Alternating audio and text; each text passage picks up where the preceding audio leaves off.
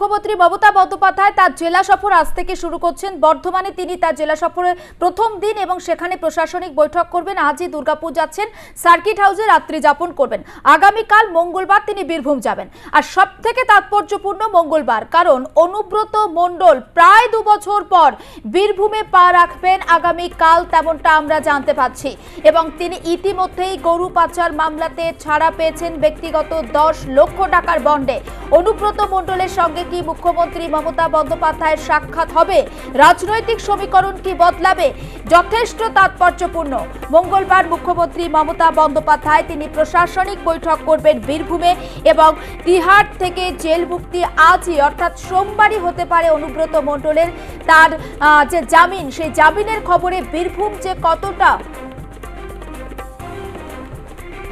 উচ্ছ্বসিত সেখানকার বাসিন্দারা, মিষ্টি বিলি করা হয় বীরভূমবাসীর মধ্যে। অনুব্রত মণ্ডলকে স্বাগত জানাতে রীতিমতো সুউচ্চ গেট তৈরি করা হয়েছে এবং সব মিলিয়ে একেবারে সাজ সাজ রব বীরভূম জুড়ে।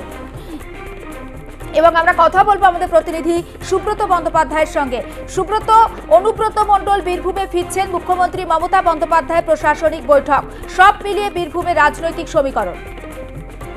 দেখো, একেবারেই যখন অনুব্রত মণ্ডলের জামিন হচ্ছে এবং তার জামিনের পর যেমন খুশির হাওয়া রয়েছে বীরভূম জুড়ে, তার জন্য গেট করা হচ্ছে ব্যবসায়ী সমিতির তরফ থেকে, মিষ্টি বিলি করা হচ্ছে, বিভিন্ন সোশ্যাল সাইটে পোস্ট করা হচ্ছে তার অনুগামীদের। কিন্তু সেই যে মুহূর্তে তিনি বেরোবেন, ঠিক সেই মুহূর্তেই জানা যাচ্ছে যে মুখ্যমন্ত্রীও কিন্তু জেলা সফরে আসছেন। খুব তাৎপর্যপূর্ণ, মুখ্যমন্ত্রী কিন্তু খুবই ঘনিষ্ঠ কিন্তু এই অনুব্রত মণ্ডল। তাকে কিন্তু এখনো জেলা সভাপতির যে পদ, সেই পদ কিন্তু সরাননি, সেই পদে কিন্তু আছেন রেখেছেন।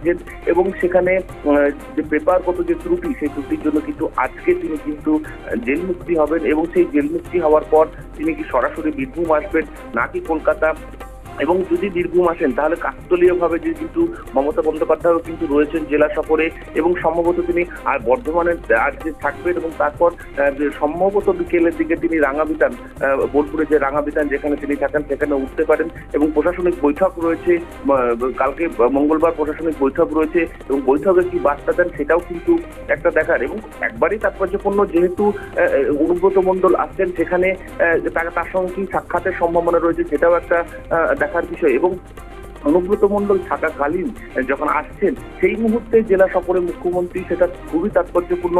এবং মুখ্যমন্ত্রী কি বার্তা দেন অনুব্রত সম্পর্কে সেটাও কিন্তু যারা অনুব্রত অনুগামী সহ বীরভূমবাসী কিন্তু অপেক্ষা করছেন। অন্যদিকে এই যে বন্যা পরিস্থিতি রয়েছে সেই পরিস্থিতির দিকেও কিন্তু প্রশাসনিক যে বৈঠক হবে সেখানে কিন্তু নজর দেওয়া হবে এবং বিভিন্ন যে প্রকল্প রয়েছে রিভিউ মিটিং করা হবে এবং প্রশাসনিক কাজকর্ম কতদূর এগিয়েছে এবং যারা কোর কমিটিতে রয়েছে তারা কিভাবে কাজ করছে সেই বিষয়গুলো কিন্তু খতিয়ে দেখা হবে। সুব্রত, আরো একটা বিষয়, সুকন্যা মণ্ডল, অনুব্রত মণ্ডলের কন্যা, তিনিও কিন্তু অনুব্রত মণ্ডলের আগে জামিন পেয়েছেন। সেক্ষেত্রে একেবারে কন্যাকে সঙ্গে নিয়েই কি বীরভূমে পা রাখবেন অনুব্রত মণ্ডল? কিছু কি আপডেট পাচ্ছি?